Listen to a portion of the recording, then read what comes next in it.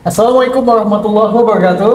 Wah, kalau hari ini kayaknya terasa spesial walaupun di Kota Medan kayaknya cuacanya mendung, tapi di sini hatinya nggak mendung. Sebelum kita mulai, Bes mau berpantun terlebih dahulu. Jalan-jalan ke Kediri, singgah sebentar membeli kemiri. Hari ini hati kami senang sekali kedatangan tamu dari LP3I. Waduh, spesial ya sahabat dakwah Muhammadiyah karena hari ini kita ditonton oleh ribuan mahasiswa dari LP3I, tapi dikurang sekitar 900-an lebih lah ya. Jalan-jalan ke Kediri, di Kediri nggak mandi-mandi. Hari ini sudah ada Pak Eko di sini, ada Bu Siska juga yang cantik sekali. Kita Assalamualaikum warahmatullahi wabarakatuh. Waalaikumsalam warahmatullahi wabarakatuh. Gimana kabarnya Bu Siska? Baik Bang, pagi-pagi makan salad. Asik, balas ya. Ada salad di tumpukan jerami. Kami mengucapkan terima kasih banyak-banyak karena sudah menerima kami. Hai, ternyata jago juga sama Pak Eko mau dibalas? Iya. Oke, sebelum kita berbincang, Bes mau memperkenalkan narasumber kita di hari ini. Yang pertama ada Ibu Siska Hasibuan. Beliau merupakan dosen komunikasi bisnis dari LP3I, dan ada Bapak Eko ya, selaku praktisi konten marketing, bukan praktisi supranatural ya. Oke, tema kita hari ini konten kreator di dunia komunikasi. Namun sebelum ke situ, Bes mau bertanya-tanya ke Ibu Siska sama Pak Eko nih terkait dengan kunjungan ataupun pertemuan pada hari ini. Apakah seperti pertemuan yang sudah lama tak berjumpa? Seperti apa tanggapannya? Mulai dari Bu Siska dulu deh. Ya Bang Bes, hari ini saya sebagai dosen pengampu mata kuliah komunikasi bisnis di Politeknik LP3I Medan membawa adik-adik lah ya, anak-anak saya di kelas tersebut untuk outing kelas hari ini di Majelis Pustaka dan Informasi Muhammadiyah Sumatera Utara gitu. Melihat gedung PWM ini gimana pandangan? Excited ya, karena saya datang ke sini itu pernah berkunjung dulu nemenin mertua. Kebetulan ada kegiatan di sini 10 tahun yang lalu, Bang. Jadi ya, jadi saya kaget begitu dibuka pintunya udah kaca gitu ya. Wah, itu ada aura tersendiri ya kayaknya. Oke, Pak Eko ini kayaknya udah ya kalau memberikan materi udah biasa ya. Iya. Waduh, ini spesialnya ini Majelis Pustaka dan Informasi nih dipimpin oleh Muhammadiyah Sumatera Utara, apalagi kedatangan dari mahasiswa LP3I. Gimana ya Pak? Iya, Mas Bes, kita dari MPI turut merasa senang, bahagia karena kunjungan ini adalah kunjungan perdana buat LP3I ya Bu ya. Iya betul Pak. Kemari dan kami menyambutnya dengan baik ya, dan kita sisip dengan satu materi tadi, dengan materi video marketing, dimana kan ini sesuatu yang lagi hype ya, lagi banyak dan memang banyak orang butuh ini. Jadi tadi kita sudah share bagaimana untuk menjadi seorang anak muda yang memiliki keahlian di bidang ini. Oke, Bu Siska, terkait dengan outing kelas ini, apakah memang sering dilakukan atau memang ide kreatif dari Bu Siska sendiri atau gimana? Sebenarnya sebagai lembaga vokasi LP3I ini mungkin cukup berbeda ya, karena cara belajarnya di sana memang lebih banyak praktis daripada membahas teoretikal dalam kelas gitu. Nah, saya pribadi, tapi memang nggak semua dosen barangkali punya kesempatan untuk bisa sering-sering melakukan outing kelas gitu. Tapi ada juga beberapa dosen yang sesekali mengadakan outing kelas. Tapi memang karena basicnya saya juga orang lapangan, saya seneng gitu, dan saya merasa bahwa mendapatkan pengalaman langsung dari praktisi, dari orang-orang yang expert di lapangan itu sangat mempengaruhi pola pikir gitu. Jadi saya mau mahasiswa saya ini merasakan giroh belajar yang sama gitu dengan saya membawanya ke luar, ke lapangan, keluar kelas gitu. Oke, baik. Mungkin ke Pak Eko lagi nih, Pak. Terkait dengan tema kita konten kreator di dunia komunikasi. Ya. Mungkin bagi para mahasiswa dari fakultas ataupun prodi komunikasi bisnis ini, peluang seperti apa yang bisa diambil dari para mahasiswa? Ya, tadi kita mengangkat tema bagaimana video itu sudah merasuki seluruh kehidupan kita. Kita bangun tidur, kita aktivitas apapun, bahkan bekerja, kita pasti kadang-kadang cut sebentar untuk melihat HP, dan nanti banyak konten yang berseliweran di Reels, di TikTok gitu ya, di Instagram, Facebook. Dan video saat ini sangat mempengaruhi kita karena seluruh panca indera kita terlibat. Kita begitu melihat video yang sifatnya seperti makanan gitu ya, kita langsung ngiler gitu ya, rasanya kita pengen ikut makan. Lihat video yang model lainnya, mungkin perasaan kita langsung ikut terpengaruh dalam konten-konten itu. Jadi memang konten video sekarang saya pikir menjadi sesuatu yang wajib bagi mahasiswa untuk tahu bagaimana mengelolanya.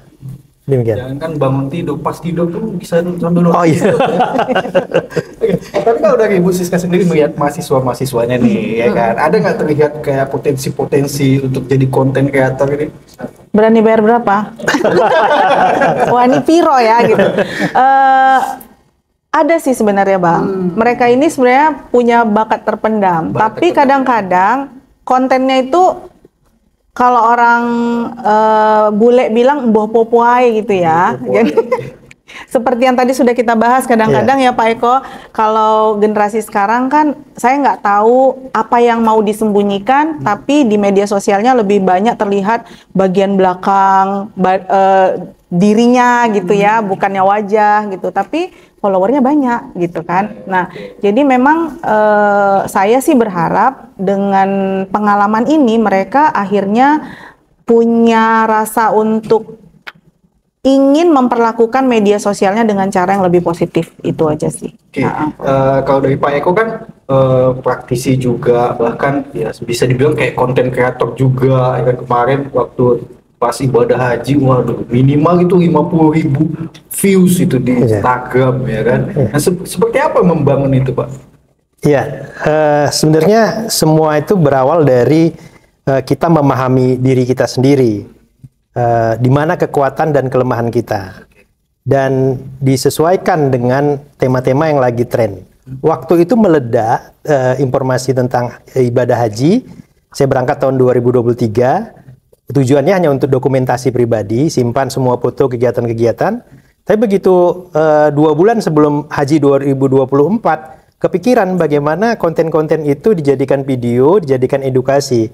Alhamdulillah meledak. Meledaknya juga dalam bingkai positif. Ada kemarin ketemu seorang teman, Pak foto Pak katanya. Kenapa? Saya bilang, iya, konten Bapak pokoknya menjadi konten rujukan kami, orang tua, adik untuk berangkat haji, semua informasi jadi terbantukan gitu. Jadi konten kalau memang kita tujuannya positif dan di waktu yang tepat itu memang akan meledak gitu ya. Meledak abangku. Menyala udah.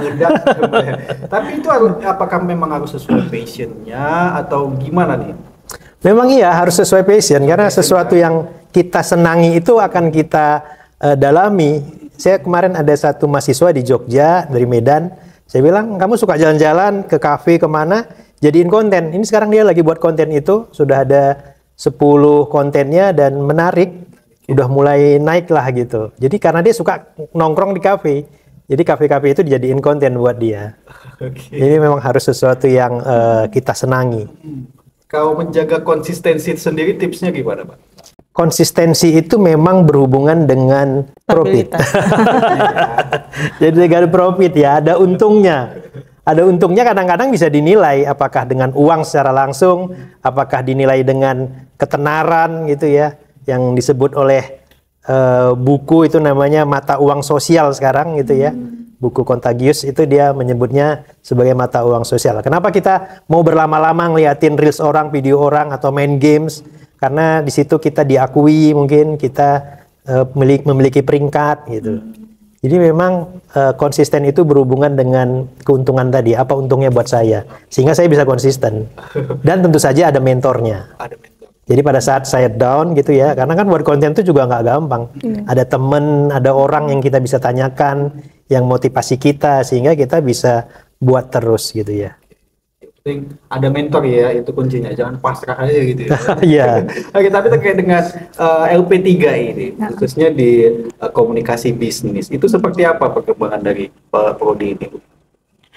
Ini sebenarnya bagian dari mata kuliah di program studi administrasi bisnis. Jadi payungnya program studi administrasi bisnis gitu. Jadi di administrasi bisnis mereka diedukasi dengan berbagai mata kuliah. Selain komunikasi bisnisnya ada kayak kewirausahaan, simulasi bisnis gitu. Jadi memang diharapkan mereka akan lebih siap nantinya kalau sudah selesai perkuliahan, mereka akan lebih siap nih jadi administrator sebuah bisnis, baik itu untuk membangun bisnis mereka sendiri atau ketika mereka join di bisnisnya orang lain gitu. Jadi memang menurut saya sih ilmu komunikasi dalam bisnis itu penting sekali ya hari ini gitu. Dan kita kan kalau dulu tuh saluran komunikasi mungkin lebih secara verbal ya kan Pak ya, secara offline gitu.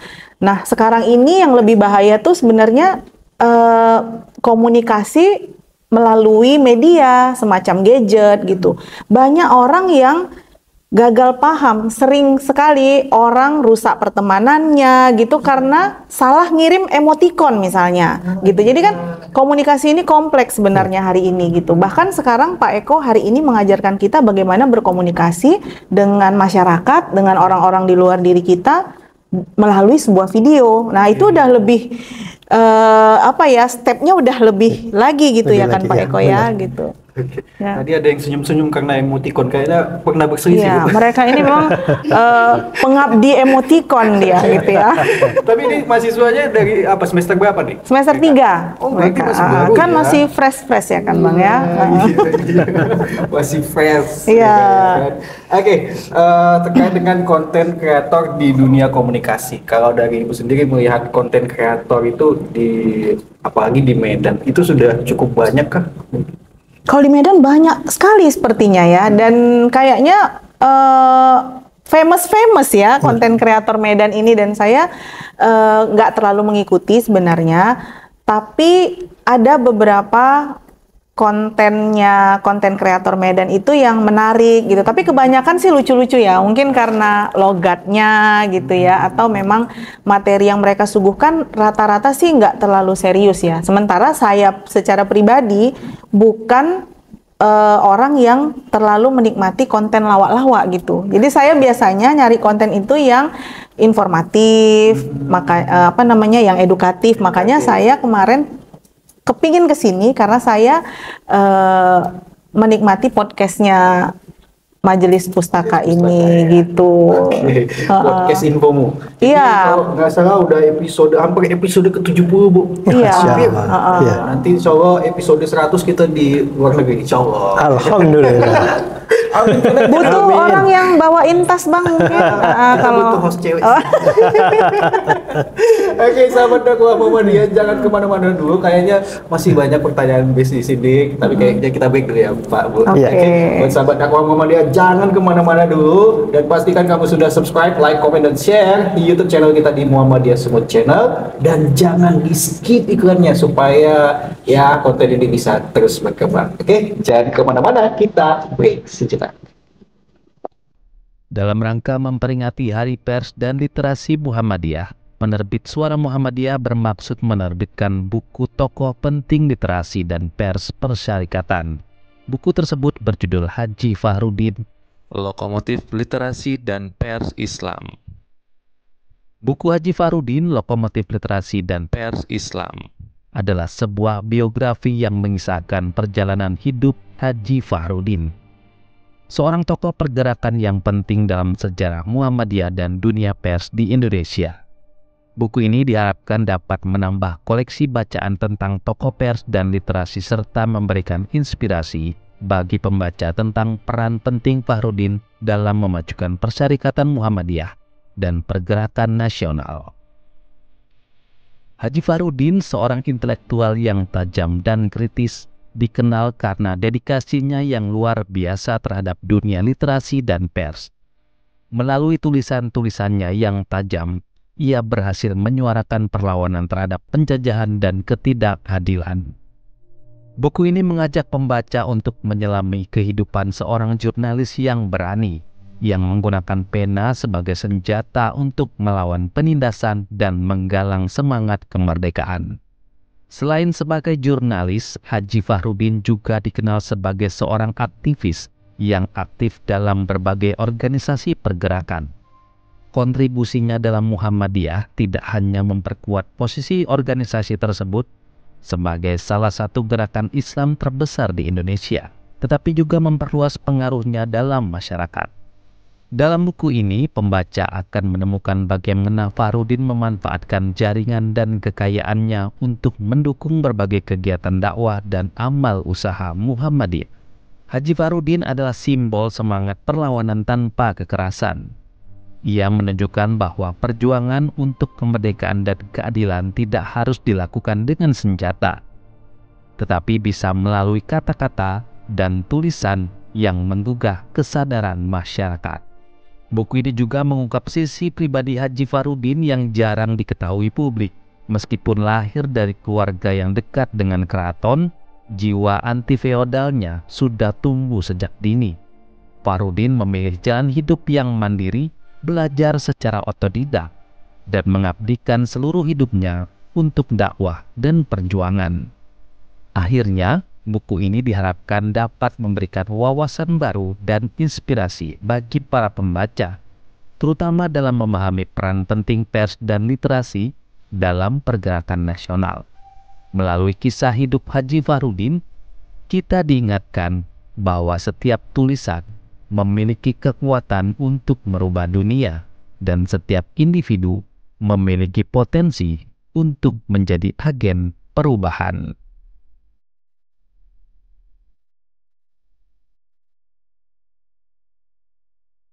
Baik sahabat dakwah Muhammadiyah, masih bersama saya Bes Nugra dan bersama narasumber kita orang-orang sukses dan saya yang insya Allah pengen sukses. Alhamdulillah, amin. Oke, kita lanjutkan perbincangan kita ya Pak Bu terkait dengan tema kita konten kreator di dunia komunikasi. Nah mungkin kepada Ibu Siska dulu nih sebagai dosen nih, mahasiswanya yang mungkin yang udah berhasil nih.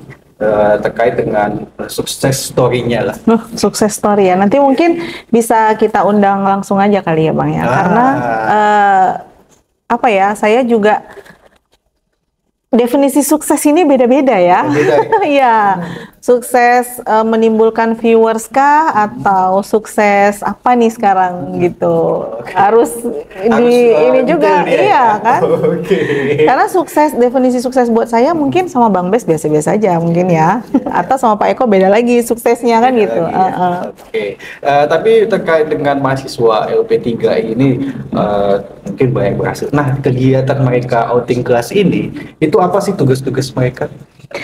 Yang pertama itu mereka harus bikin story ya terkait dengan proses pembelajaran hari ini gitu. Karena kan ini bukan jalan-jalan gitu, tapi kan memang ini adalah perkuliahan. Jadi ya ini perkuliahan kan gitu. Jadi bukan mereka sekedar jalan-jalan datang ke sini jajan-jajan kan enggak ya gitu. Jadi ini memang perkuliahan. Jadi tugas pertamanya adalah mereka harus mengupload cerita ini di story mereka masing-masing. Jadi itu bisa membuktikan Bang, mereka nyimak nggak sih tadi apa yang disampaikan Pak Eko kan gitu. Tadi kan ada tuh Pak Eko bilang cara membuat video bagaimana gitu. Jadi mereka harus langkah pertamanya ya mengimplementasikan ilmu yang mereka dapat hari ini. Yang pertama melalui story masing-masing. Setelah itu nanti kita ada pertemuan di perkuliahan berikutnya, kita akan diskusi lebih lanjut dan mereka ada laporan terkait dengan apa yang mereka dapat di perkuliahan hari ini gitu. Kan seperti perkuliahan Bu. Iya. Ada yang titip absen nggak? Oh nggak ada. Ya, aman ya. Aman. Baik, kepada Pak Eko mungkin Iya. Motivasi yang bisa diberikan kepada para mahasiswa dari LP3 ini mungkin terkait di bidang konten. Iya. Jadi sekarang kita lihat satu fenomena yang menarik adalah mahasiswa begitu tamat kuliah dia bingung dia mau kemana gitu. Jadi ini satu fenomena yang membuat kita sebagai orang tua sebenarnya miris ya. Padahal 3 tahun atau 4 tahun setengah dia kuliah, harusnya dia bisa menghasilkan, harusnya dia mengerti dirinya sendiri gitu. Nah sekarang kita tahu ini generasi yang kita sebut sebagai Gen Z ya. Mereka adalah orang-orang yang pintar. Saya yakinkan kepada sahabat dakwah Muhammadiyah di Sumatera Utara dan Indonesia bahwa generasi kita ini, anak-anak kita ini anak-anak yang pintar. Peran orang tua yang mesti mengetahui anaknya passionnya ada di mana. Mungkin dia kuliah sekarang di administrasi bisnis gitu ya, tapi passionnya di bidang yang lain. Nah ini yang kalau bisa selama kuliah ada waktu lain yang mereka juga ambil pelatihan-pelatihan di luar kuliahnya. Karena memang dunia pendidikan formal harus diimbangi dengan pendidikan non formal yang diikuti oleh passionnya anak kemana. Nah sekarang PR kita ya mungkin harus tahu anak kita ini sukanya di mana, jagonya di mana. Nah itu yang harus kita kuatkan. Kadang-kadang mungkin tentang nilai gitu ya. Ada orang tua yang memang mengejar nilai, it's okay gitu ya. Memang itu salah satu kunci sukses mereka setelah tamat. Tapi di dunia yang saat ini, Gen Z ini, mereka benar-benar bebas menikmati dunia digital. Semuanya bisa dia akses. Bahkan kita, walaupun saya di bidang ini gitu, hal-hal yang baru, saya nanyanya ke anak. Gitu. Anak itu jauh lebih tahu. Gitu. Jadi mau nggak mau kita memang harus dengan cepat tahu mereka mau kemana, dibantu diarahkan. Karena saya juga melihat banyak teman-teman saya waktu sekolah nggak terlalu pinter, tapi sukses hari ini. Definisi sukses itu dia bisa bekerja yang bagus, dia memiliki perusahaan juga gitu. Itu mungkin dari saya Bang Bes. Ini sedikit ya Bang Bes ya terkait dengan yang disampaikan Pak Eko tadi ya. Jadi saya mengajar di salah satu kampus yang lain juga ya gitu, dan mengajar di angkatan di atas mereka, sekitar mungkin 3 angkatan atau 2 angkatan. Ketika perkuliahan waktu itu saya bilang sih ke mereka, ya dari mulai kuliah ini memang dipaksain harus yang nggak ada IG bikin IG gitu, karena itu sekarang udah alat komunikasi gitu. Jadi jangan taunya merepet di Facebook misalnya gitu kan. Jadi udah kita bikinlah sesuatu, misalnya kalau ada yang suka bercocok tanam, kenapa nggak kalian bikin di Instagramnya itu pengalaman kalian nanam cabai misalnya, sesederhana itu. Tapi ketika waktu saya memberikan ide seperti itu, mahasiswa tuh suka ngecengin Pak. Lah konten kreator Bu, konten kreator gitu. Jadi oh ya udah, ini sekedar membuka wacana aja. Saya cuma ngelempar aja gitu ke mereka. Dan percaya nggak percaya, setelah tamat Pak, Bang, orangnya yang paling kuat menyuarakan nggak mungkin konten kreator, sekarang dia bikin konten. Dan terlihat dari kontennya penuh dengan kegalauan. Hari ini, padahal waktu ditanya tuh dianya awalnya, kenapa nggak ini? Oh nggak Bu, saya mau ngambil jurusan ini karena mau jadi IT di perusahaan BUMN katanya. Itu anjuran dari orang tuanya. Terus saya bilang, yang namanya sukses itu nggak cuma bekerja di perusahaan BUMN gitu, ya kan? Tapi waktu itu ya mereka mengabaikan gitu. Dan sekarang orangnya sibuk membangun kontennya. Iya, memang udah ada kayaknya di atas 2.000 sih followernya. Maksudnya belum sampai terlalu banyak gitu. Tapi paling enggak saya ngelihat bahwa akhirnya anak ini sadar juga bahwa dia nggak tujuan hidupnya ternyata bukan IT di perusahaan BUMN loh ya ternyata, dan orang tuanya nggak apa-apa ternyata, kadang-kadang masuk juga ke kontennya gitu. Oke, berarti ada yang mungkin merasa awal mulanya malu-malu atau nggak menerima, tapi ternyata mungkin secara logika atau apa termotivasi melihat. Iya, kita jangan buru-buru mental block ya Pak, jangan buru-buru menolak gitu. Siapa tahu ternyata emang kita tuh suka di bidang ini gitu. Untung nggak dibalas Butis ke konten kreator ya. Kita jadi netizen julid ya kan di kontennya ya. Pakai akun buzzer ya. Oke, tapi kepada Pak Eko deh, kepada mahasiswa ataupun kepada seseorang yang ingin menjadi bisnis atau konten kreator, konten marketing, itu apa sih yang harus dimulai pertama kalinya gitu? Iya, jadi memang konten kreator ini terkait yang pertama, yang paling penting adalah alat. Dia harus butuh alat gitu ya. Butuh alat, dan memang alatnya nggak murah juga Bang Bes ya. Kita harus perlengkapi. Tapi sekarang sudah ada smartphone ya, di mana-mana juga sudah ada internet ya, di rumah ada wifi. Terus kita nongkrong juga ada itu ya. Ya memang pertama perlengkapi alat dengan sesuaikanlah. Kalau memang baru punya HP, sesuaikan kontennya dengan HP, dan nggak harus perfect ya.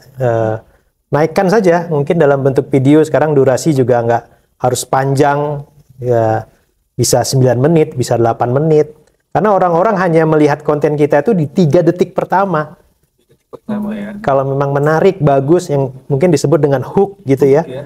Jadi kalau 3 detik pertama menarik, orang akan lanjut ke detik-detik berikutnya gitu. Jadi makanya smartphone saja sebenarnya sudah cukup, tapi seiring waktu platform atau akun kamu akan banyak gitu ya followernya.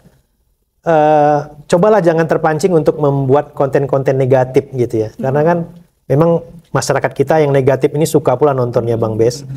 Tapi ya mudah-mudahan kita jangan masuk ke sana, karena nanti umurnya juga nggak lama gitu umurnya kita. Jadi tetap di hal-hal yang sifatnya positif, walaupun mungkin penontonnya nggak terlalu banyak, seiring waktu dia akan bertumbuh gitu. Dan kita sendiri yang akan menikmati jerih payah kita. Bang Bes, buat mahasiswa ini sekarang, pertanyaan pewawancara di dunia kerja, itu pertama setelah mengenalkan siapa nama kita, nanya kamu, dia nanya, sosial media kamu apa? Sosial media apa ya? Iya. Ikut dinilai ya Pak Ikut ya? dinilai. Iya. Mungkin IG, mungkin TikTok, mungkin Instagram atau YouTube gitu. Karena dia juga akan melihat kita, ini orangnya konsisten nggak gitu.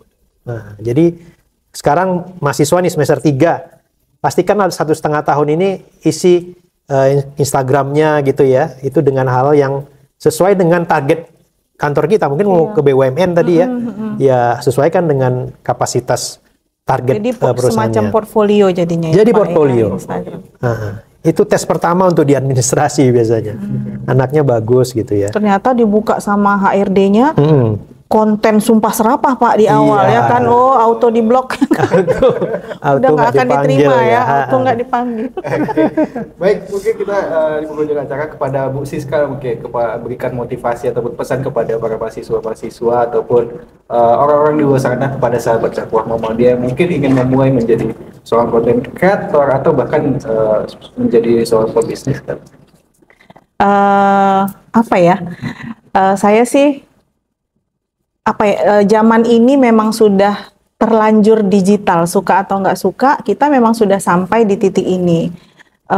Rasul juga bilang ya Pak ya, katanya kan didiklah anakmu sesuai dengan zamannya gitu. Gimana orang tua mau didik anak sesuai zamannya kalau orang tuanya nggak mau masuk ke zaman ini?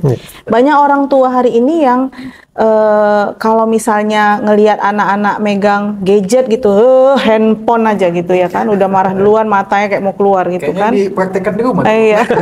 Oh enggak, saya bukan orang yang menolak gadget, kehadiran gadget sebenarnya, asal pemakaiannya diatur.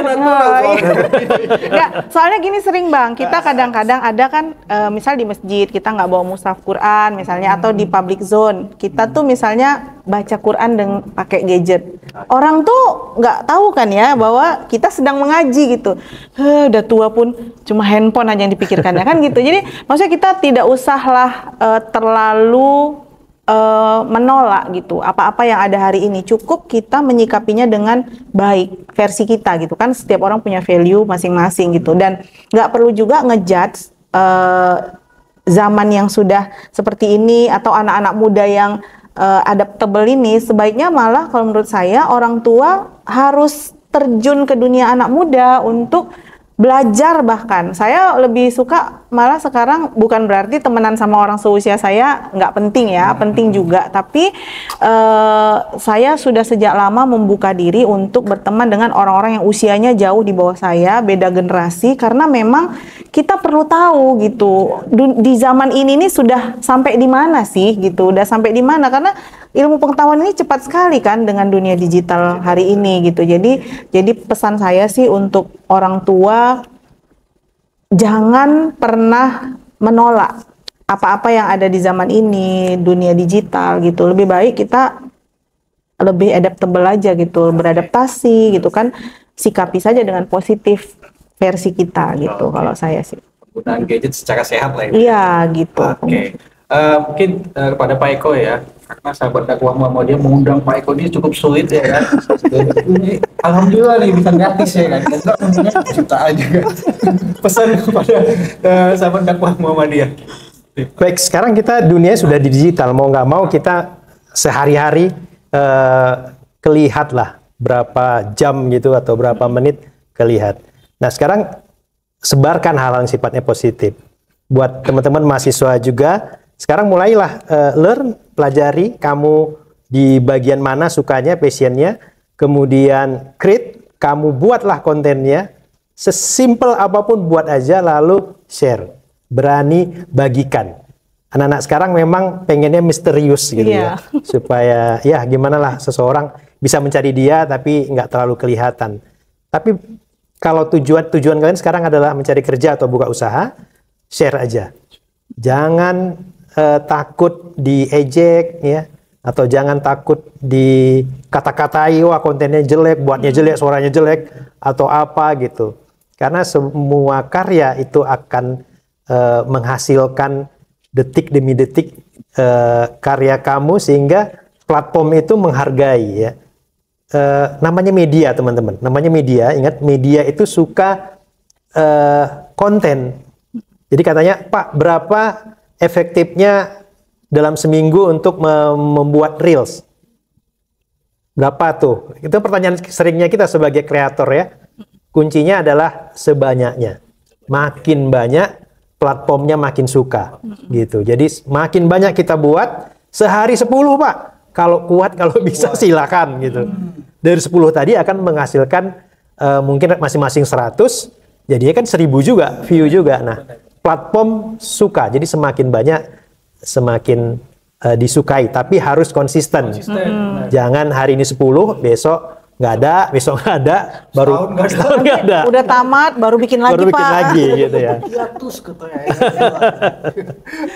Mungkin itu. Terima kasih buat Pak Eko dan Bu Siska Sama-sama, yang sudah Bang. di podcast Infomu ini. Mudah-mudahan Iya. bisa memotivasi dan menginspirasi ya. Jadi buat sahabat dakwah Muhammadiyah, buat para mahasiswa LP3I, kalau dari basic mulai aja dulu ya kan. Kalau hanya alat bisa dibeli, tapi ide kreatif nggak bisa dibeli. Ya, sesaat lagi kita akan berbincang bersama mahasiswa dari LP3I, ada Naila dan Fatur Rahman. Kita break sejenak. Terima kasih Pak Eko dan Ya, Terima kasih. sama-sama.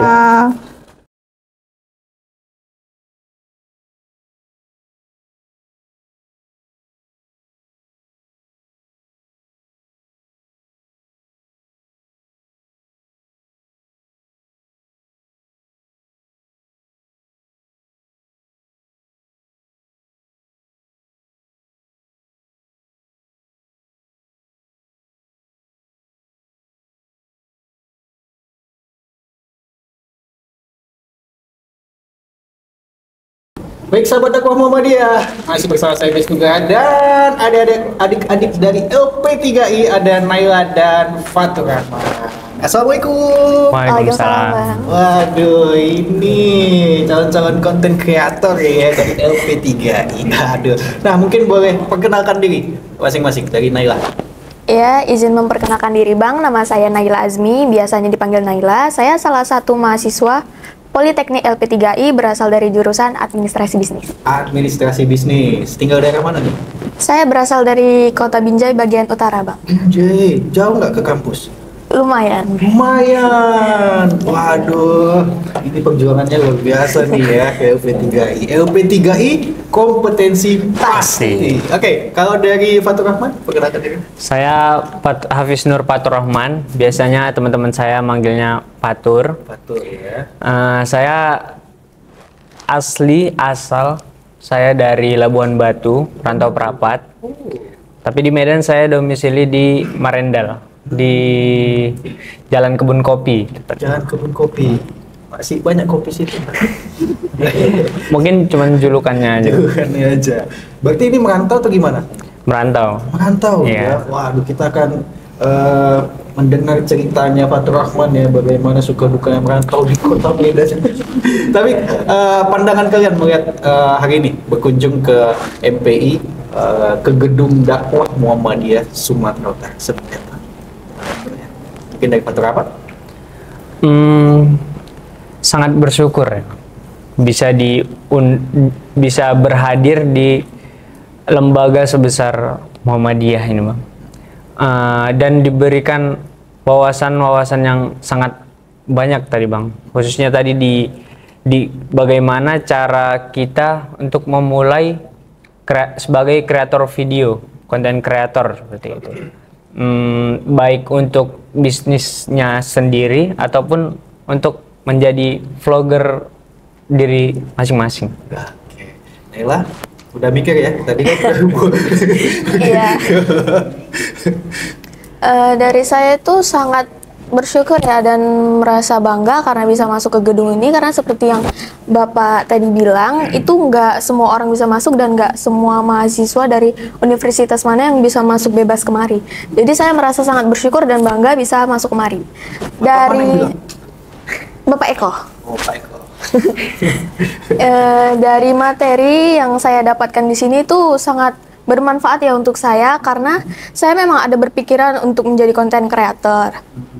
Dan seperti yang saya lihat tadi, bagaimana cara kita membuat video, langkah-langkah agar para orang-orang yang berada di media sosial itu tertarik dengan apa yang saya buat. Jadi itu bisa menjadi tambahan ilmu yang sangat bermanfaat untuk saya yang berpikiran ataupun bahkan saya sudah tertarik untuk mencoba menjadi konten kreator tapi masih ragu. Jadi itu ilmu yang bermanfaat sekali untuk saya. Rencana mau jadi konten kreator apa? Mungkin membahas novel online atau kebetulan saya seorang K-popers, jadi mungkin membahas seperti itu. Ya, apa penggemar siapa nih, BTS kah? Kebetulan saya multi fandom tapi nggak ngikutin BTS. Waduh, ternyata multi fandom ya. Oke, kalau dari Fatur Rahman, dengan tadi sudah berbincang mendapatkan ilmu, udah mulai tertarik nggak jadi konten kreator? Kalau untuk mengupload tentang diri sendiri mungkin belum, kurang. Tetapi saya alhamdulillah sekarang sudah mulai punya usaha. Oh, udah usaha. Ya. Saya bergerak di bidang F&B. Saya jual keripik pisang coklat. Mungkin nanti bisa di-share di sini. Oke. Editor nanti biar semua. Staking kita terus. Sekalian promosi ya? Iya. Jadi mungkin dari semua masukan-masukan yang dari Pak Eko tadi sampaikan itu bisa menjadi bahan untuk saya buat untuk menaikkan penjualan saya ini, Bang. Karena kebetulan juga penjualan saya ini secara online gitu, Bang. Jadi drive-thru. Drive-thru. Kita nggak punya stand. Oh, iya. Nggak, maksudnya cuma jual di platform-platform kayak Shopee, GrabFood, dan lain-lain. Alhamdulillah udah bisa nembus itu ya. Alhamdulillah. Oke, nanti kalau mau beli keripik pisang coklat, Ya, Medan Banana Beats. Medan Banana Beats. Ya. Oke, bisa hubungi kemana nih? Ke 0813 5424 7700. Selamat 2 juta rupiah. Oke. Nanti administrasi ke Pak Baron aja ya. Oke, mungkin terakhir nih, motivasi kepada teman-teman juga terkait dengan kunjungan hari ini, pelajaran yang didapat ataupun mungkin outing kelas yang kalian experience yang mungkin kalian dapatkan seperti apa, mungkin boleh disampaikan. Ya pasti ini bukan pesan-pesan terakhir kalian. Ya motivasi, nggak tahu sih ini bisa dibilang motivasi atau enggak, tapi dari yang saya dapatkan saat berkunjung di sini itu saya mendapatkan ilmu di mana meskipun percobaan pertama itu gagal atau tidak dilihat orang, itu harus tetap berusaha. Oke. Seperti itu. Tetap berusaha ya untuk jadi K-popers nanti. Oke. Fatur Rahman. Melanjutkan yang dibilang Naila tadi. Untuk berjuang di sosial media seperti ini, jangan tunjukkan gagalmu, tapi tunjukkanlah suksesmu. Jadi mungkin kita di beberapa kali membuat konten itu viewersnya belum bagus atau hatersnya terlalu banyak, mungkin konten itu bisa dihapus dan kita ulang lagi untuk membuat portofolio yang lebih baru. Terus berusaha ya. Terus berusaha, pantang Oke menyerah. deh, kalau begitu sahabat dakwah Muhammadiyah, terima kasih buatnya Naila sama Fatur Rahman yang sudah berhadir. Dan untuk para penonton ada mahasiswa dari LP3I. Mana suaranya? Biasa ternyata semangatnya ya. Terima kasih untuk para narasumber yang berhadir. Ada Ibu Siska Hasibuan, ada Pak Eko, dan mahasiswa-mahasiswa dari LP3I. Mudah-mudahan ya datang lagi lah, nggak segan-segan datang ya, karena udah kenal. Bilang aja nanti sama satpam mau jumpa Bang Bes, bisa masuk langsung. Oke? Terima kasih atas kebersamaannya. Saya Bes Nugra pamit undur diri. Wassalamualaikum warahmatullahi wabarakatuh. Sampai jumpa.